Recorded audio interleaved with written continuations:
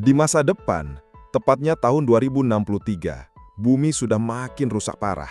Para ilmuwan akhirnya nemuin satu planet jauh yang bisa dihuni manusia. Tapi masalahnya, perjalanan ke sana butuh waktu 86 tahun.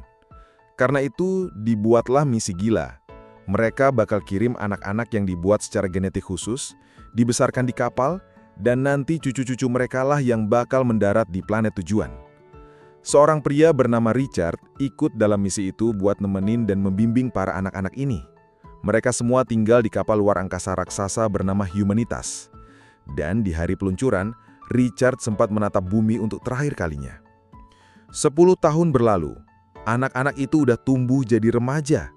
Tapi mereka kayak robot. Nggak punya emosi, nggak banyak tanya, dan semuanya nurut. Ternyata semua itu gara-gara cairan biru yang harus mereka minum tiap hari.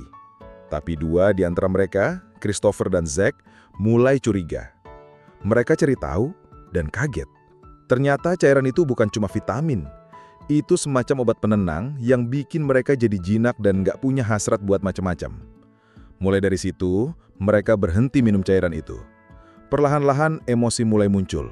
Ada yang jatuh cinta, ada yang jadi agresif, sampai akhirnya Richard meninggal mendadak saat lagi perbaiki alat komunikasi di luar kapal.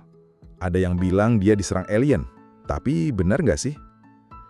Christopher akhirnya jadi pemimpin baru, tapi Zack nggak terima. Dia bikin kelompok sendiri dan nyebar ketakutan soal alien yang katanya nyusup ke tubuh salah satu dari mereka. Suasana di kapal makin tegang. Mereka mulai saling curiga, dan akhirnya kekacauan pun terjadi. Sampai akhirnya, Christopher dan Sheila, cewek yang dia suka, nemuin bukti di rekaman kapal. Ternyata bukan alien yang bunuh Richard. Zack dan temennya lah pelakunya. Tapi saat kebenaran diungkap, Zack malah makin gila.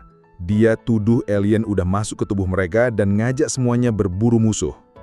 Kondisi makin kacau, banyak yang mati.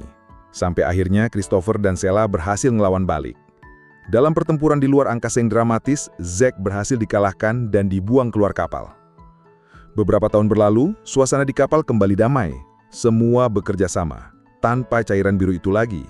Mereka belajar memilih, berdiskusi, dan membangun masa depan. Sheila kini jadi pemimpin.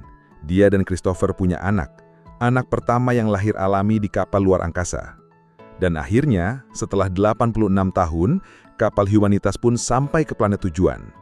Generasi baru siap memulai kehidupan baru di dunia yang baru.